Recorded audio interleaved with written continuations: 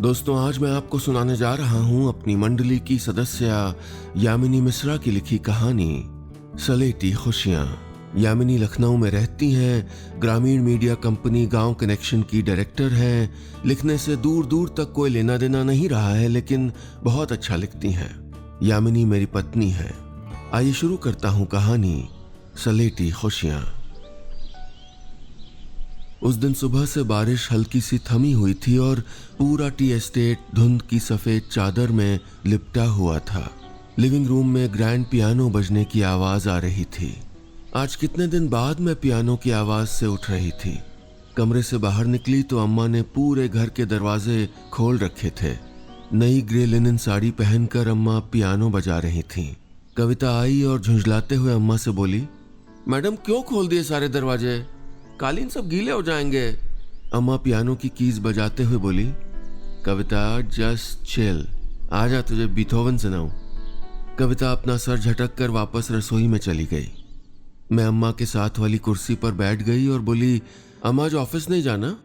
तो वो बोली, मन नहीं कर रहा अवनी, तुम जाओ प्लीज। अम्मा का ये रूप कभी कभी देख पाती थी, क्योंकि जब से पापा की 10 साल पहले कार एक्सीडेंट में मौत हुई, तब से अम्मा ने मुझे और बिजनेस संभालने में अपनी पूरी ख्वाहिशें दबा दी।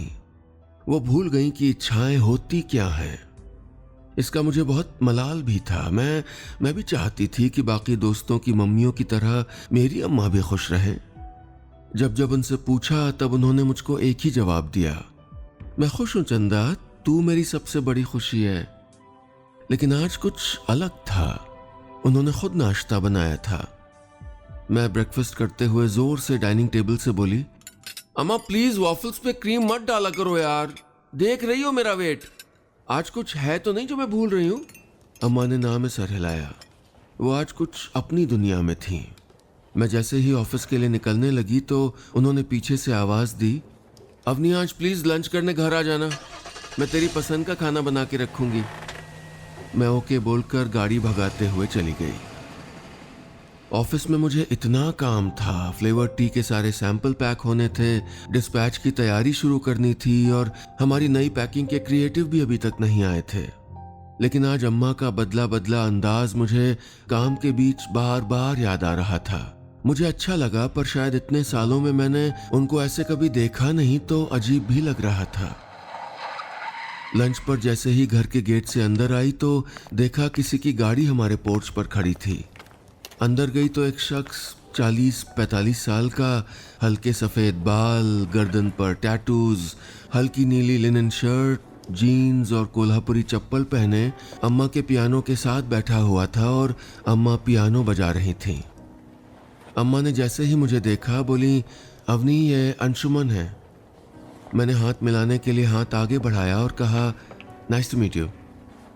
अम्मा आगे बोली, आर्टिस्ट हैं, पेंटिंग्स बनाते हैं, हमारे शहर में नए हैं, कुछ दिन से यहाँ के बारे में रिसर्च कर रहे थे और हमारी टी स्टेट के कुछ स्केचेस ले रहे थे, तो मैंने सोचा आज लंच साथ कर लें। 10 साल बाद मैं अपनी माँ की उदास आंखों में कुछ नया देख रही थी। क्या पता क्या था ये? अंशुमन जी का हमारे घर पर आना जाना थोड़ा ज्यादा बढ़ रहा था। अम्मा रोज एक नई क्रिस्प साड़ी पहनती, बालों में सफेद गुलाब का फूल लगाती और सुबह से ही नए नए काम करती जो इतने सालों में नहीं किए। रोज एक नई डिश बनाती, आधे से ज्यादा टाइम हमारे बागीचे में निकालती, घर का हर कोना फूलों से सजाती और शाम को जब मैं घर आती तो घर लेमन ग्रास की खुशबू से महक रहा होता और पापा के पुराने ग्रामोफोन पर चलती हुई फरीदा खानम की गजलें सुनाई देती। मैं हमेशा से चाहती थी कि अम्मा ये सारे काम करें, पर आज जब सब हो रहा था तो मुझे अखर क्यों रहा था? शायद अम्मा की जिंदगी में अंशुमन जी के आने की दस्तक बहुत जोरों से सुनाई दे रही थी, जिसके लिए मैं तैयार नहीं थी, या शायद उसे अनदेखा करने की कोशिश कर रही थी और सिर्फ अपनी माँ की खुशियों पर ध्यान दे रही थी। ऐसा नहीं कि मैंने कभी उनके लिए सोचा नहीं था, पर पिछले कुछ सालों में मुझे उनकी ज्यादा फिक्र होने लगी थी। शायद मैं उनके भीतर की औरत को अब बेहतर समझने लगी थी। शाम को अम्मा को पूल के साथ अकेले बैठे देखा तो बहुत हिम्मत जुटाकर उनके पास 2 वाइन के ग्लास लेके गई। थोड़ी देर काम की कुछ बातें करी, पर बार बार अम्मा से सिर्फ अंशुमन जी के बारे में पूछने की हिम्मत जुटाती रही और आखिरकार पूछ ही लिया। अम्मा, अंशुमन जी के सारे एस्टेट के स्केच पूरे हो गए क्या? उनका नाम सुनकर अम्मा के चेहरे पर एक सुकून सा दिखा। अम्मा 2 मिनट सोचते हुए बोली, हाँ, अब वो मिसेस प्रकाश के टी एस्टेट के स्केचेस लेंगे। मैं अपने आप को रोक नहीं पाई और मैंने आगे पूछा, आप लोग लगता है काफ़ी अच्छे दोस्त बन गए हैं। अम्मा ने ना में सर हिलाया। मेरा हौसला थोड़ा और बढ़ा और मैंने पूछा, अम्मा, आई think you like his company. उन्होंने सोचते हुए कहा, हाँ, दिलचस्प है, ही इज़ इंटरेस्टिंग। उनको लोगों को हंसाना आता है। Yes, I like his company. अम्मा, डू यू लाइक हिम? मैंने डरते हुए पूछा। उन्होंने मेरी तरफ बहुत हैरानी से देखा और बोली, तुम्हारी जनरेशन ना जब देखो फास्ट फॉरवर्ड मोड में ही रहती है। He is young, he is funny, बस। मैंने अम्मा का हाथ चूमते हुए कहा, अम्मा इट्स ओके, हम दोस्त हैं। अम्मा ना में सर हिलाते हुए खड़ी हुई और बिना कुछ कहे अपने कमरे में चली गई। मुझे पता था वो खुश थी, लेकिन शायद मेरा सवाल गलत था। शायद कुछ सवाल ही रहने चाहिए। अम्मा अगले दिन सुबह सुबह ऑफिस चली गई। जब तक मैं ऑफिस पहुंची तब तक वो काफ़ी पैकिंग निपटा चुकी थी। उनका फ़ोन बार बार बजता और वो उसे साइलेंट कर देती। मुझे पता था कि कॉल्स अंशुमन जी की ही थी। मेरी और अम्मा की सिर्फ काम की बातें हो रही थीं। 1-2 बार मैंने अम्मा से अंशुमन जी के बारे में बात करने की कोशिश की, लेकिन वो उसे काट कर काम की बातें करने लग जाती। अम्मा थक कर अपने कैबिन में चली गई। मैं पीछे पीछे 2 कप कॉफ़ी लेकर उनके कमरे में गई। वो पैर ऊपर करके अपने काउच पर बैठी थी।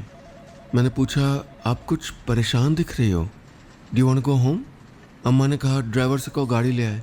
अम्मा जैसे ही निकलने लगी, मैंने गाड़ी में जाकर कहा, I think you need a break अम्मा। आप अंशुमन जी के साथ कॉफ़ी पीने मॉल रोड क्यों नहीं चली जाती? मुझे आज घर आने में वैसे भी थोड़ी देर हो जाएगी। अम्मा ने कुछ नहीं कहा और घर चली गई। मैं चाहती थी कि अम्मा अंशुमन जी से मिलें, क्योंकि जो खुशी मैंने अम्मा की आंखों में उनके साथ देखी थी वो इतने सालों में कभी नहीं दिखी।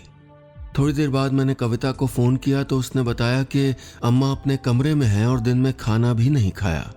अम्मा को तो बस बहाना चाहिए होता है ना खाने का।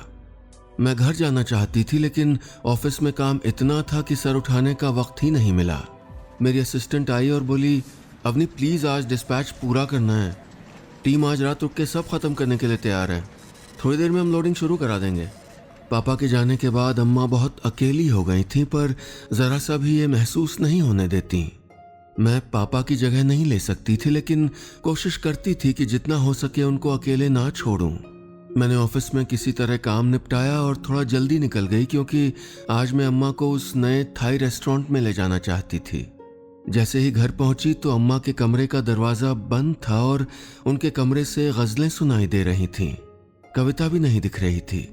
मैंने उनका दरवाज़ा नहीं खटखटाया, ये सोचकर कि वो रेस्ट कर रही होंगी। मैं तैयार होने अपने कमरे में चली गई। 2 मिनट बाद अम्मा के कमरे का दरवाज़ा खुलने की आवाज़ आई। जैसे ही मैंने झांक कर देखा तो अंशुमन जी अम्मा के कमरे से अपने बाल संवारते हुए निकल रहे थे और अम्मा दरवाजे पर खड़े उन्हें जाते हुए देखकर मुस्कुरा रही थीं। जो मैंने देखा उस पर एक बच्चा अपनी माँ के लिए कभी विश्वास नहीं कर सकता था, पर शायद मैं एक दोस्त होने के नाते उनके लिए एक भरोसेमंद हमसफ़र की कामना ज़रूर कर सकती थी। उस पूरी रात मैं पूल की बेंच पर बैठकर अम्मा के कमरे की तरफ एक टक देखती रही और कब आंख लग गई पता ही नहीं चला। सुबह अम्मा आई और मुझे उठाया। अवनी उठो, बीमार पड़ जाओगी, अंदर चलो।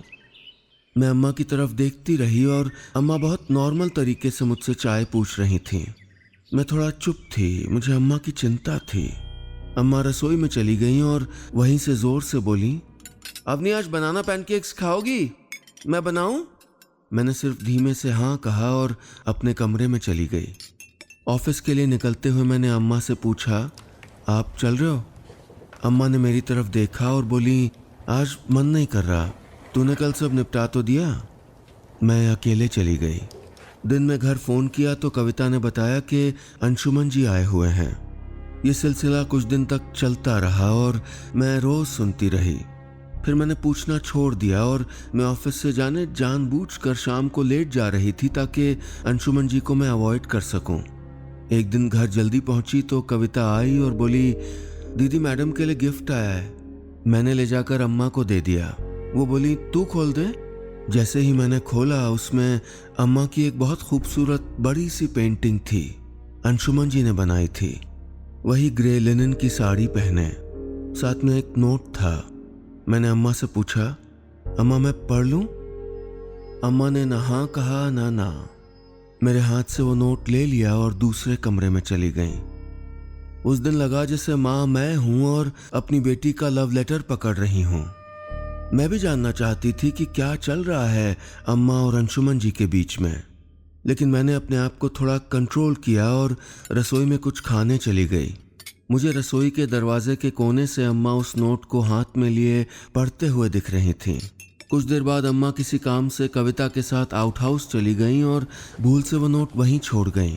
मुझसे रहा नहीं गया और मैंने पढ़ लिया उसे। उसमें लिखा था, शगुफ्ता जी, सलेटी बादलों जैसी गर्म पानी के चश्मे सी तुम चली आई हो मेरे साथ एक मीठी धुन बनके। मेरे कैनवस पर उतरी एक शाम, एक मास्टरपीस। तुम्हारे ढीले जूड़े पर झूलता सफेद फूल, जैसे उतर आई धूप किसी सीली दोपहर। ढलती शाम का नारंगी रंग तुम, शफाक बगुले के परों जैसा छूना तुम्हें, किसी ख्वाब से फिर मिलना कभी। अगले कुछ दिन मैंने अम्मा को अपने आप से लड़ते हुए देखा। जहां उनका दिल अंशुमन जी से मिलना या बात करना चाह रहा था, उनका दिमाग उतना ही उसकी मंजूरी नहीं दे रहा था। अम्मा कुछ बेचैन सी बार बार अपने फ़ोन की तरफ देखती रहती, कुछ नंबर डायल करती और फिर डिस्कनेक्ट कर देती। पूरा दिन झुंझलाती रहती, कभी किसी को छोटी छोटी बातों पर डांटती रहती। मुझे इसी चीज़ का डर था। मैं अम्मा को ऐसे नहीं देख सकती थी। मैं समझ रही थी कि इन दिनों अम्मा ऑफिस काम करने नहीं बल्कि अपना ध्यान बटाने आती हैं। मैं अम्मा के केबिन में गई और मैंने पूछा, अम्मा जल्दी घर चलें? उन्होंने भी हाँ में जवाब दिया। मैंने घर पहुंचते ही उनसे कहा, अम्मा गो एंड फ्रेशन अप, आज का डिनर मैं बनाऊंगी, योर फेवरेट यखनी पुलाव और रायता। अम्मा चेंज करके आईं और रसोई की डाइनिंग टेबल पर बैठ गईं। मैं अम्मा का मन लगाने के लिए फजूल की बातें करती रही और अम्मा थोड़ी खोई खोई सी मेरी बातों पर ज़बरदस्ती मुस्कुराती रहीं। मैं चाहती थी अम्मा से पूछना कि उनके और अंशुमन जी के बीच में अब क्या है या क्या था, क्यों वो इतनी परेशान थी। मैं इतना बेबस महसूस कर रही थी कि मेरा बस चलता तो अंशुमन जी को भी कहीं से पकड़ के मैं वहीं ले आती। अम्मा से मैंने आखिरकार पूछ ही लिया, अम्मा डू यू मिस हिम? अम्मा से इतना डायरेक्ट सवाल मैंने कभी नहीं पूछा था। अम्मा कुछ नहीं बोली और सर मेज पर रखकर सिसकने लगीं। उनके आंसू गिरते हुए दिख रहे थे। ये मैंने क्या किया? अम्मा अपने चेहरे को अपनी दोनों हथेलियों से ढकते हुए बोली। मैंने अम्मा को गले से लगा लिया और वो मेरे कंधे पर सर रखकर जोर जोर से रोने लगी। अम्मा मैं अंशुमन जी को फोन करूं? मैंने कहा। वो अपने आंसू पोंछते हुए बोली, नहीं। मैंने गुस्से में कहा, but I can't see you like this. वो कुछ देर अपने आप को संभालते हुए बोली, ही इज मैरिड, उसके 2 बच्चे हैं। I was so stupid, I am sorry चंदा, आई एम सो सॉरी। मुझे नहीं पता कि ये क्यों हुआ। He just made me feel so special and so beautiful. और देखो मैंने क्या किया, प्लीज मुझे माफ कर दो, आई एम सो सॉरी। इतना बोलकर वो अपने कमरे में भाग गईं और दरवाजे की चिटखनी लगा ली। मैं बहुत देर तक दरवाज़ा खटखटाती रही और फिर लिविंग रूम में बैठकर अम्मा के आने का इंतज़ार करती रही। उनको मैं कुछ देर अकेला छोड़ देना चाहती थी।